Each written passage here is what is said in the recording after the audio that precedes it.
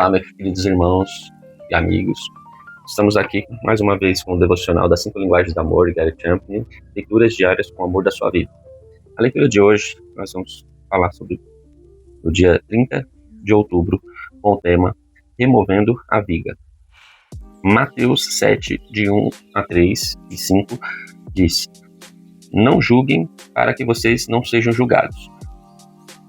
Pois, da mesma forma que julgarem, vocês serão julgados, e a medida que usarem também será usada para medir vocês. Porque você repara no cisco que está no olho do seu irmão, e não se dá conta da viga que está no seu próprio olho? Hipócritas, tire primeiro a viga do seu olho, e então você verá claramente para tirar o cisco do olho do seu irmão. É fácil identificar as falhas do parceiro, mas muito difícil admitir nossas próprias falhas. Quando um casal me procura em busca de aconselhamento, costumo dar a cada um deles uma folha de papel e pedir que façam uma lista das falhas do cônjuge. Eles escrevem freneticamente por 10 ou 15 minutos. Alguns chegam a pedir mais papel. Então peço que façam uma lista de suas próprias falhas. A maioria das pessoas conseguem pensar em apenas uma. Mas vejo que ficam sentados lá tentando pensar numa segunda. Raramente alguém volta ao gabinete com mais de 4 coisas naquela lista. Enxergamos 27 coisas erradas no cônjuge, mas colocamos apenas 4 em nossa própria lista. Temos a tendência de ver a nós mesmos através de óculos cor-de-rosa. Nossas falhas não parecem muito grandes porque estamos acostumados a elas. Já estão conosco há anos. É natural, portanto, que o problema real seja atribuído ao comportamento do cônjuge. Mas Jesus nos advertiu a não julgar uns aos outros, porque o nível de crítica que usarmos contra os outros será usado contra nós, muito provavelmente por nosso cônjuge. Ele nos disse para primeiramente tirar a viga do próprio olho. Assim que tenhamos feito isso, conseguimos ver mais claramente para poder ajudar o parceiro a lidar com as suas falhas. Quando a questão é buscar reconciliação genuína com o cônjuge, admitir as próprias falhas é o primeiro passo. Senhor Jesus, fico envergonhado diante da frequência com que costumo criticar meu cônjuge duramente, sem parar para pensar nas minhas próprias falhas. Perdoa-me por meu espírito julgador. Ajude-me a lidar com minhas próprias questões antes de jogar a culpa em meu cônjuge. Ajude-me a expressar amor, paciência e a bondade a ele, em vez de lançar críticas, removendo a viga. Querida, quantas vezes nós apontamos erros do nosso cônjuge? E quantas vezes nós olhamos e erramos? Como o próprio texto diz, nós temos muito mais facilidade de apontar os erros do outro do que os nossos próprios. Porque os nossos próprios nós já estamos acostumados com ele.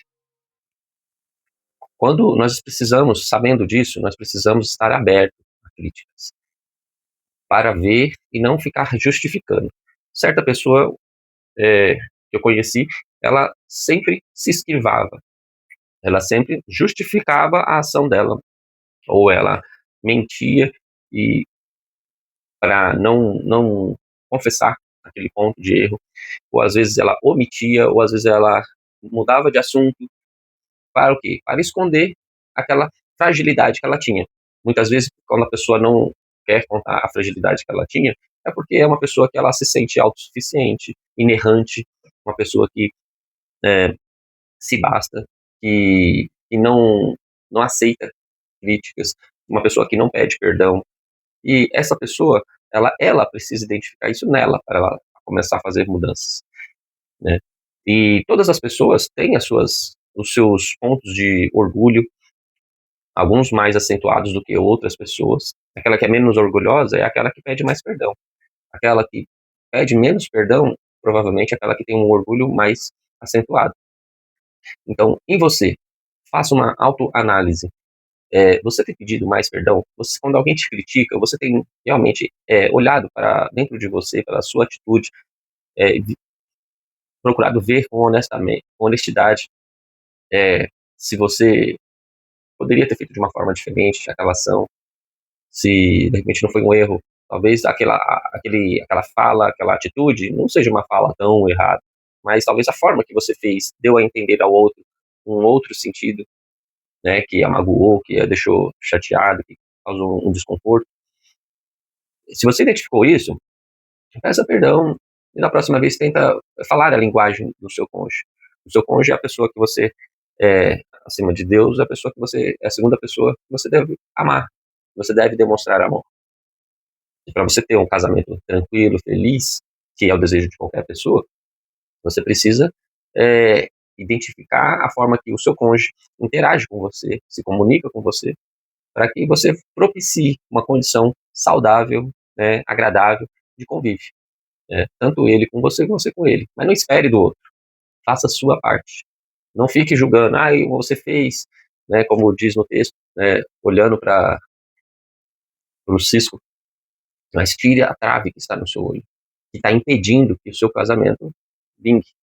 Né? Seja uma pessoa compassiva, misericordiosa, entenda que as dificuldades que você tem, ele também tem outras dificuldades, e que você não é perfeito, que você é uma pessoa amada por Deus, criada por Deus, mas que tem algumas as suas imperfeições e precisa trabalhar elas em si, e que você encontra dificuldades nessas mudanças, e também a ele vai perceber que ele também precisa das mudanças. Então, ambos precisam de mudanças. Essas mudanças vão vir orientadas pelo céu, mas tomada decisões que vocês vão tomar aqui na Terra. Que Deus os abençoe e os direcione para melhores ações em prol do casamento de vocês. Que Deus os abençoe. Um grande abraço.